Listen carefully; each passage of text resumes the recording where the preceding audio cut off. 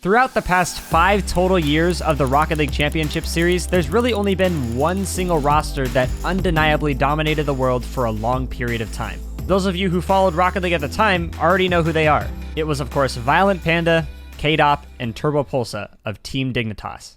But that ended almost 3 years ago. Times have definitely changed. Since then, there's been a new European team to rise up and challenge Team Dignitas for their spot as the greatest team of all time. But what if I told you that this new team contains none of the original players from that Dignitas roster? In fact, what if I said that none of these players even had a name for themselves back then? It's clear that most of the top teams in the world today could easily beat that Dignitas dynasty from 2018, simply because players are constantly getting better and there's just a higher standard for pro players nowadays. But at the time, Dignitas was a giant step above everyone else. They may have had close matches here and there, but they won 2 RLCS championships in a row, and went undefeated in the next season until the grand finals, where they dropped the title by losing their first 2 series of the season.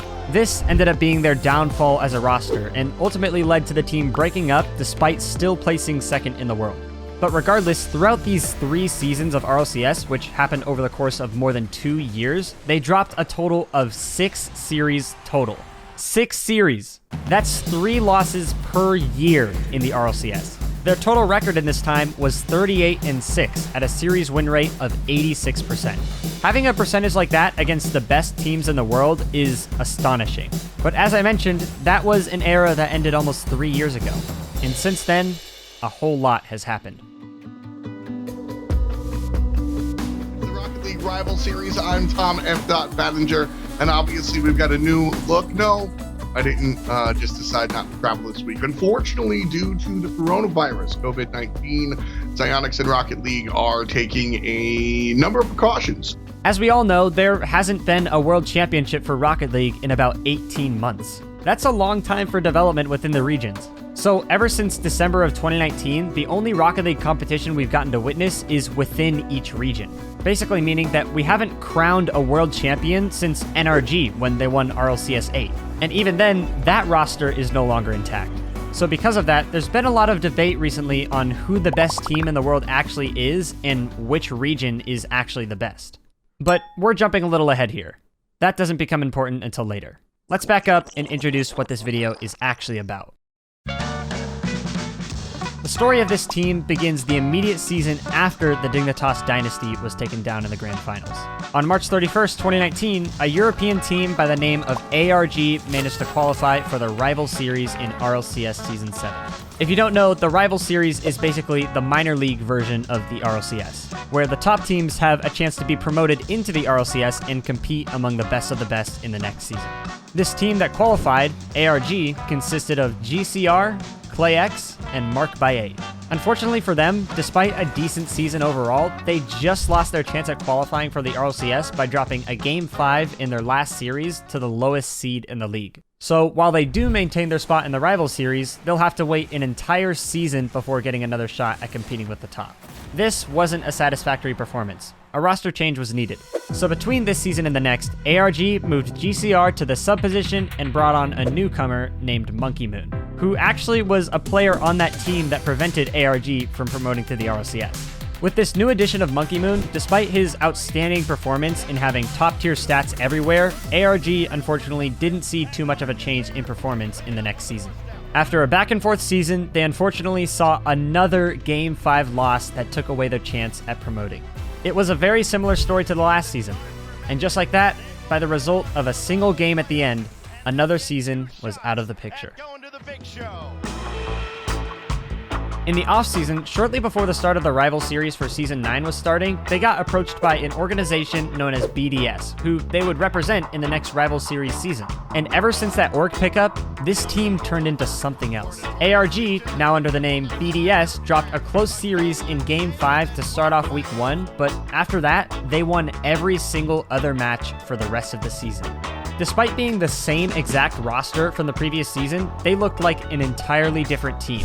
They ended up finishing first in the league, meaning they would finally be promoted to the RLCS for the next season, where they would compete with the top teams in the world. But something happened in the offseason. Shortly after the end of Season 9, there was another big tournament that BDS competed in called the Rocket League Spring Series. In this 2-day tournament, they would be going against some of the best teams in Europe. So if anything would be a sign of what was to come for BDS in the next season of RLCS, it would be this tournament right here. And their performance was not pretty, to say the least. With only a 1.5 goal per game average as a team, they ended up dropping their first 2 series and being immediately eliminated from the tournament. If that's supposed to be a sign of what's to come in their first season in the RLCS, that's not something you should be satisfied with. So within a week of that performance, BDS released ClayX from their roster and began looking for a third player to fill that role for the upcoming season.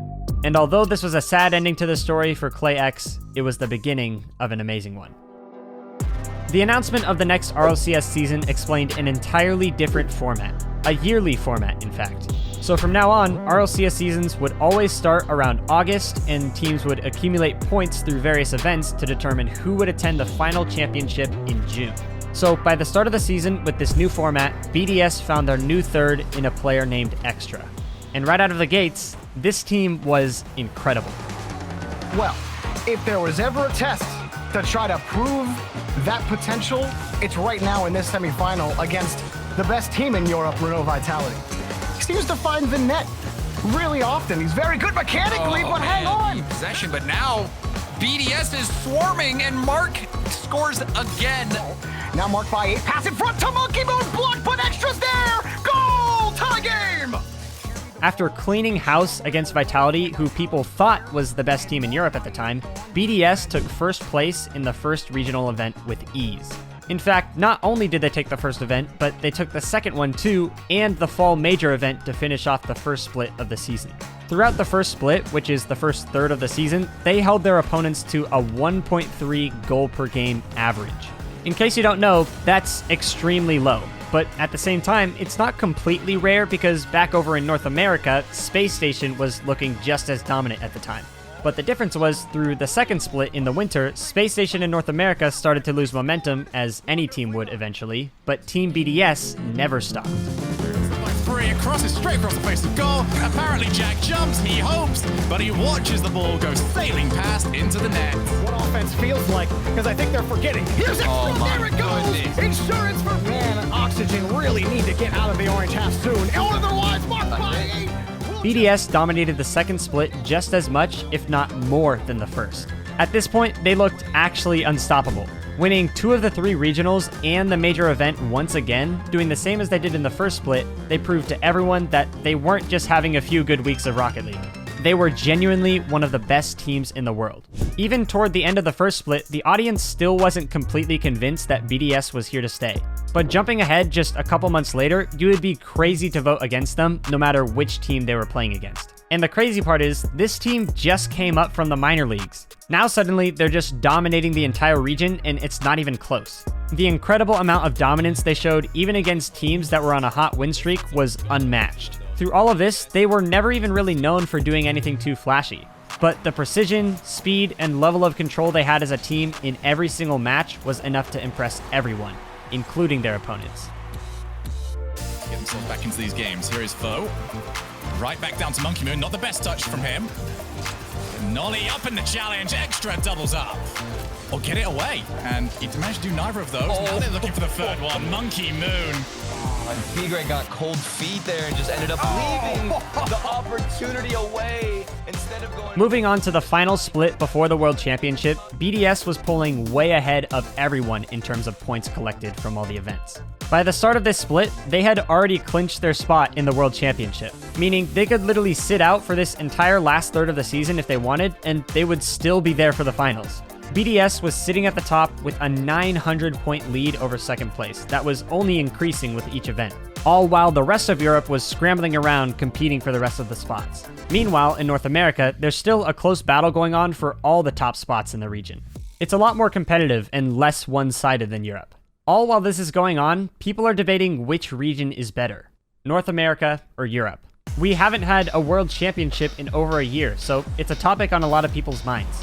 People from Europe were saying BDS is the best team in the world without question, whereas people from NA were saying North America is the better region because it's a lot more competitive, and BDS would just be like a normal team if they played in North America.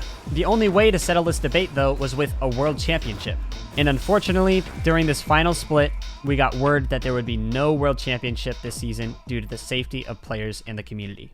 This was heartbreaking news. All this buildup of debate about NA versus EU would unfortunately be left unanswered until the next season of RLCS.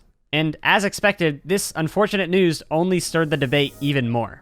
A big argument people made for BDS was that if they are truly the next Dignitas dynasty, this is exactly what you'd expect to see from them. Total domination within the region they're in. If we knew there was another team already out there that would dominate the whole world of Rocket League with no close second place, this is exactly what it would look like right now. But the debate still lived on, and there was still the rest of the season to play, and something happened at the end that surprised everyone. Firstly, to no one's surprise, BDS continued to dominate through the final split. They finished with a point total of 53-01, as second place in Europe was only at 34-51. So heading into the final match of the season to crown the European winner of RLCSX, it was no surprise to see another BDS versus Vitality matchup. But what Vitality brought to the table, no one could have expected. You guys are crazy. I'm excited right now for this European Championships. We have Vitality and BDS kicking it off, so let's get hyped for Europe. Let's keep that pressure on, though. Kate up, already up. He'll be unchallenged. Looks to set a fairly big one play. Vitality caught BDS flat-footed. All you have to do is beat one of the best top 2 teams in the region. As that's a Vitality. Now for a breakaway. Up goes Alpha. Monkey with an extra trying to get back. Laws off shot an extra. Will already be there. Passes or even touches to the far corner. If they don't follow it up after that initial touch to the midfield, it still works out. Where was the defense? The aerial miss. Alpha trying to pre-flip onto that one, but it's just narrowly missed. Very big looks for him in the middle. That's a pre-flip hit, though. Now Alpha couldn't quite hook himself around to try and find the shot still. Looks to try and set up a teammate. It's going to be a but Alpha will make a difficult shot look easy. One final roll of the dice available here for BDS. Monkey Moon doesn't quite control. Fairy Peak, it's just straight over to him. Extra, can't beat Kate up to it at all. It's off the side. Fairy Peak wants to kill off some more time from the clock. It's gonna be down to and Team Vitality are your European champions. After one of the most dominant seasons in RLCS history, BDS was taken down by a team they had already beaten 11 times before. They thought it was all left in the past, but just like 2 times before in the rival series, BDS ended their season with another heartbreaking loss. But Vitality, on the other hand, proved themselves to still be, after all these years, one of the greatest teams in the world. And as for the North America versus Europe debate, that story is far from over. We still don't know how these regions will compare to each other in a LAN environment after only playing amongst themselves for so long. Who knows, maybe the teams from one region will have built a style that perfectly counters those from the other. So that's a story for another day. But until then, my name is Wayton, and thanks for watching.